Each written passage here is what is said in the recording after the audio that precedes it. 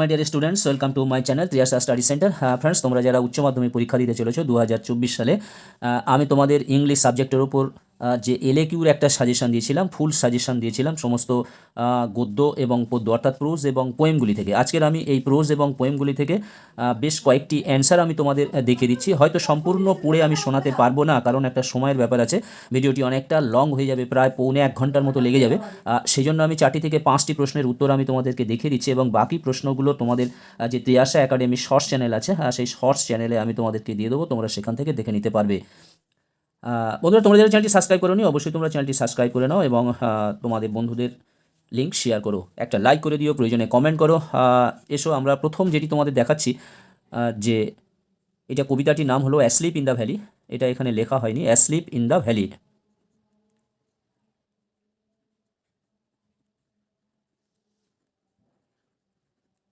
এই asleep in the valley কবিতা থেকে আমি প্রথম যে প্রশ্নটি রেখেছি, justify the title of the poem asleep in the valley, বা তোমাদের পড়তে পারে justify the significance of the poem asleep in the valley. যাই হোক, এই পোয়েমগুলির শুধু অ্যাসলিপ ইন দ্য ভ্যালি না, প্রত্যেকটা পোয়েমের তোমরা সাবস্ট্যান্স বা টাইটেল অফ দ্য পোয়েম, নামকরণের সার্থকতা, এটি তোমরা খুব সুন্দরভাবে তৈরি করে রাখবে। উত্তরটা দেখো, the title asleep in the valley is ironical.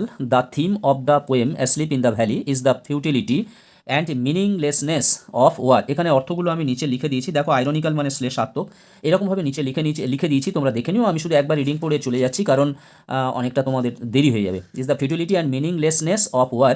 In this poem the poet has expressed a strong anti war sentiment.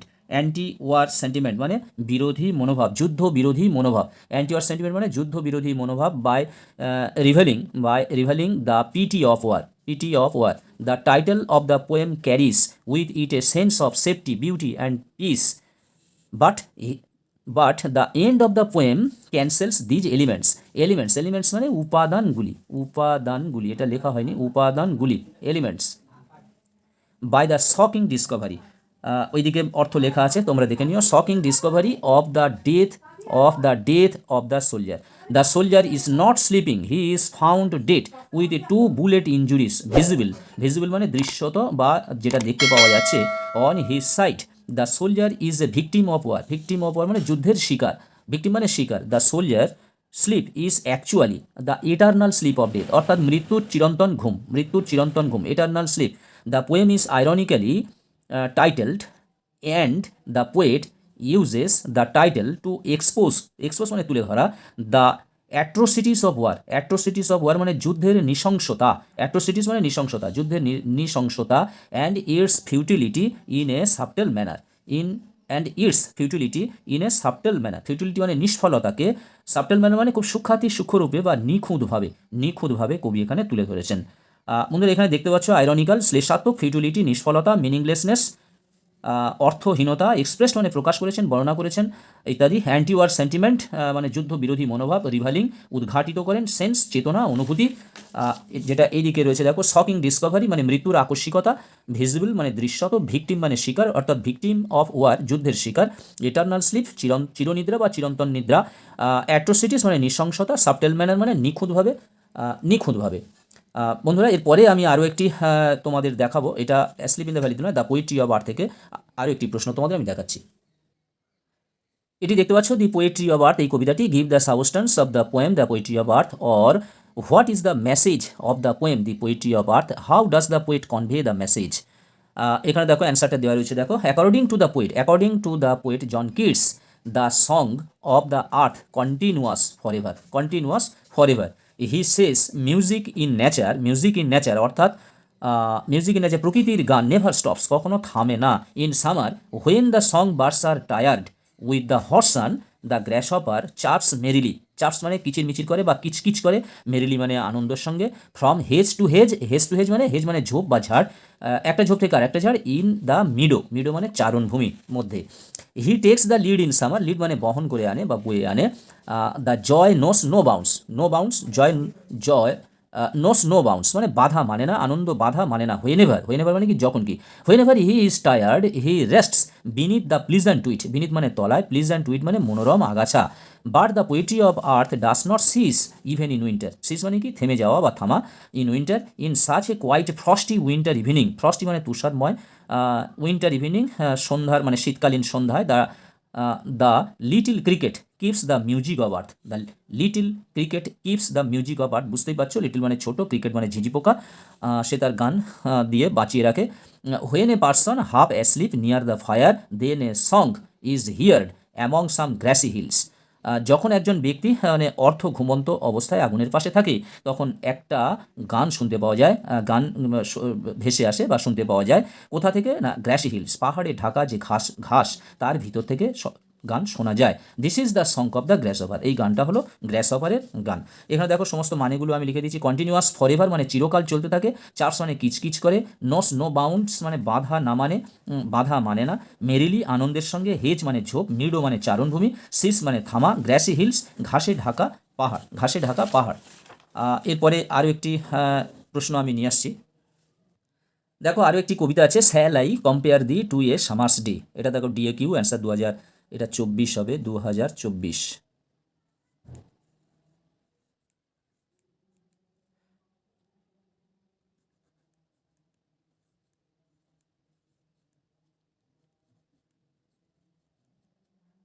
দেখো এই যে প্রশ্নটা, এই প্রশ্নটা আমি তোমাদের 2023-এর জন্য লিখেছিলাম, কিন্তু 2023 সালে এই প্রশ্নটি আসেনি, অর্থাৎ তার জন্য 2024 সালের জন্য তোমাদের এটি খুব ইম্পর্টেন্ট আছে, সেই জন্য ওখানে 2023 লেখা ছিল। দেখো, বাট দাই ইটার্নাল সামার শ্যাল নট ফেট, কিন্তু দাই তোমার চিরন্তন গ্রীষ্ম শ্যাল নট ফেট মলিন হবে না। Who is the speaker or poet, স্পিকারকে বা কবিকে, what is meant by thy eternal summer, thy eternal summer বলতে কি বোঝানো হয়েছে, how does the poet suggest that thy eternal summer shall never end, কীভাবে কবি বুঝিয়েছেন দাই এটার্নাল সামার তোমার যে চিরন্তন গ্রীষ্ম কখনো শেষ হবে না, এটা তিনি কীভাবে বুঝিয়েছেন। দেখো অ্যান্সারটা দেখো, ঠিক একই রকমভাবে আমি তোমাদের ওই প্রশ্নের উত্তরের মধ্যে যে শক্ত শব্দগুলো আছে সেগুলো আমি নিচে লিখে দিয়েছি, মানে লিখে দিয়েছি এবং উচ্চারণ লিখে দিয়েছি। The poet is William Shakespeare, the eternal summer means the eternal youth, অর্থাৎ চিরন্তন যৌবন, অ্যান্ড বিউটি এবং সৌন্দর্য of the poet's friend. The poet always wants to save his friend when he falls in danger, he wants to rescue, rescue মানে কি দেখো এখানে লেখা আছে উদ্ধার করা, rescue from his hard time, hard time মানে খুব খারাপ সময়। The beauty of his friend is better than that of A summer's day, the beauty, beauty মানে কি সৌন্দর্য, of A summer's day is open, open মানে প্রায়, ইনকনজিস্টেন্ট, ইনকনজিস্টেন্ট মানে অসঙ্গতি, অসঙ্গতি।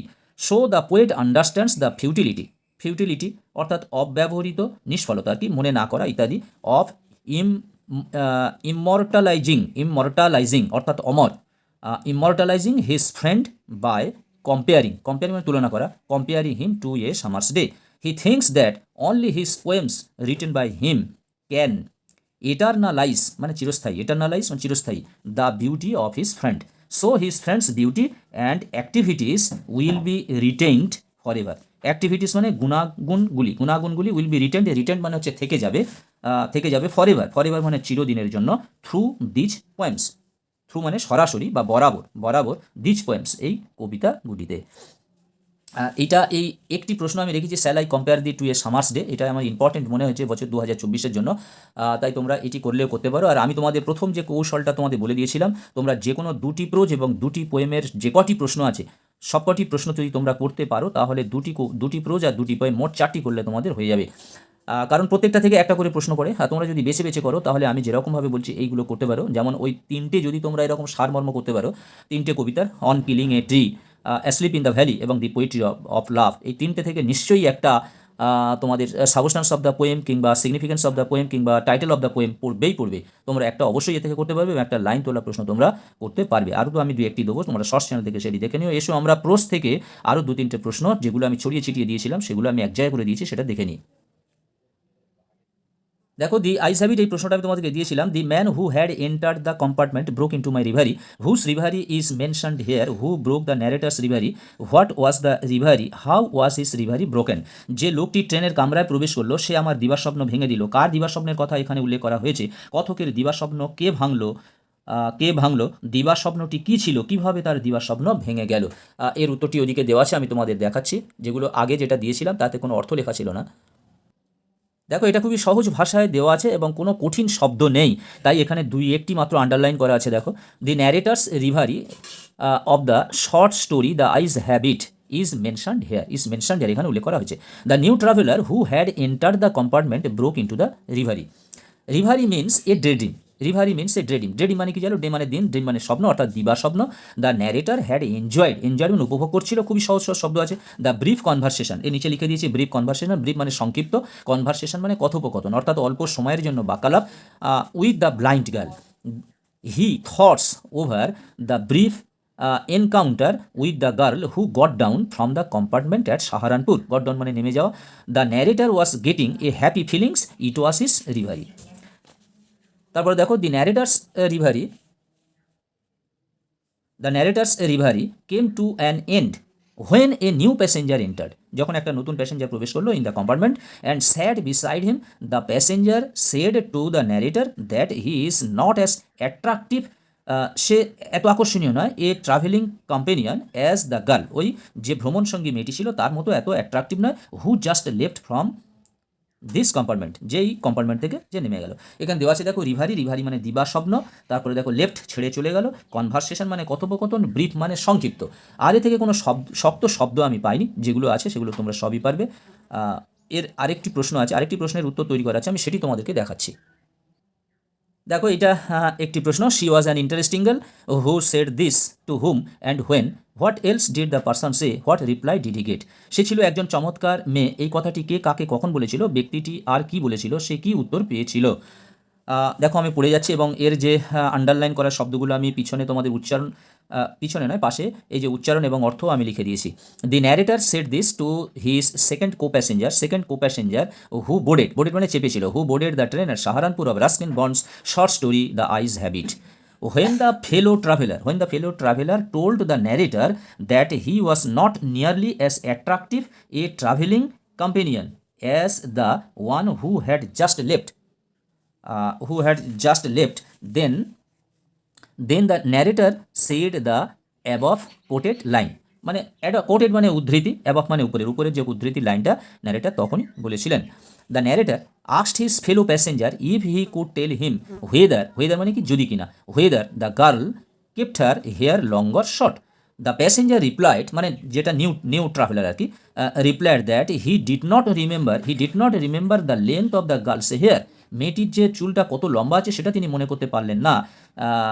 হি noticed the beautiful eyes of the girl but they were of no use. সে লক্ষ্য করেছে তার দুটো সুন্দর চোখ, কিন্তু সে চোখ দুটিকে ব্যবহার করতে পারে না।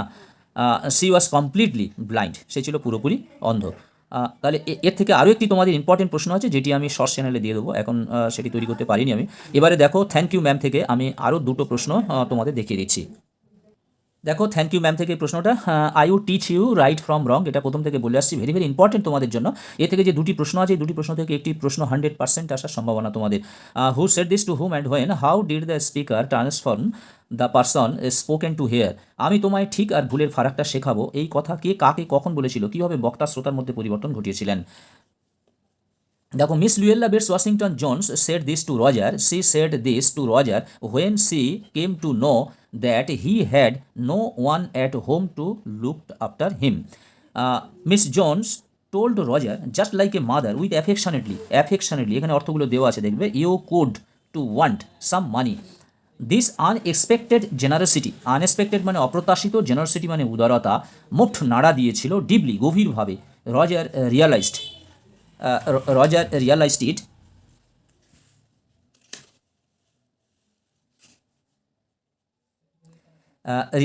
it about John's trustworthiness মানে বিশ্বাসযোগ্যতা। Miss Jones cooked for him and they had supper together. She spoke to him about her workplace. Roger felt that it was his home. Moreover, Jones offered him $10 to purchase his tennis shoes and advised him not to steal again. This advice of Miss Jones and her kind and compassionate মানে মমতাময়ী, compassionate behaviour, তার মমতাময়ী যে আচরণ, made a complete transformation, তাকে একটা পুরোপুরিভাবে পরিবর্তন ঘটিয়েছিল in রজারের মধ্যে। বন্ধুরা, এর থেকে আরও একটি যে ইম্পর্টেন্ট প্রশ্ন সেটি আমি তোমাদের দেখাচ্ছি। দেখতে পাচ্ছ থ্যাংক ইউ ম্যাম থেকে আরও একটি ইম্পর্টেন্ট প্রশ্ন, মোস্ট ইম্পর্টেন্ট প্রশ্ন, do you need somebody to go to the store? Who is the speaker? To whom did the speaker say this? Why did the speaker want to go to the store? What did they have in supper? এর এই প্রশ্নটা খুব খুব খুব important, খুব ভালো করে তৈরি করবে। দুটি প্রশ্ন করলে একটি প্রশ্ন তোমরা অবশ্যই থেকে পেয়ে যাবে। Roger is the speaker of the quoted line who attended, উদ্যত হয়েছিল, টু স্টিল, চুরি করতে, the purse of Miss Jones. The speaker said this to Miss Luella Bates Washington Jones. Miss Jones motherly, মাতৃসুলভ, motherly affection touched to Roger deeply. He অর্থাৎ Roger, he wished to keep a place in her heart, so Roger extended, প্রসারিত করেছিল, Roger extended his helping hand. Hence মানে এই কারণে, he asked her if she needed someone, যদি তার কাউকে প্রয়োজন হয়ে থাকে, to go to the store to get some milk or something. Miss Jones heated some lima beans and ham, এটা রাতের খাবার তাদের কী হয়েছিল সেটাই বর্ণনা করতে বলেছে। Miss Jones heated some lima beans and ham which had in the ice box. He made cocoa out of canned milk and cut him a half of her 10 cent cake they had in supper on that night. বন্ধুরা, আজকের মতো ভিডিওটি এখানেই শেষ করলাম। ইচ্ছা থাকলেও আর প্রশ্নের উত্তর আমি তোমাদের দেখাতে পারছি না, আমি শর্টস চ্যানেলে তোমাদেরকে দিয়ে দেবো, তোমরা সেখান থেকে দেখে নিও। আর 2-3টি প্রশ্নের উত্তর আমি তোমাদের দেবো, দিলে এইগুলো থেকে পড়লে তোমরা টেস্ট এবং ফাইনালের জন্য অবশ্যই দুটি করে প্রশ্ন তোমরা কমন পেয়ে যাবে। পদ্য থেকে 2টো এবং গদ্য থেকে 2টো তোমরা কমন পেয়ে যাবে। তোমরা সবাই ভালো থাকবে, সুস্থ থাকবে, তোমাদের জন্য রইল শুভ কামনা। আবার জানাই শুভ দীপাবলি, প্রীতি শুভেচ্ছা, উষ্ণ অভিনন্দন। আবার নেক্সট ভিডিও নিয়ে কথা হবে নেক্সট ডেতে।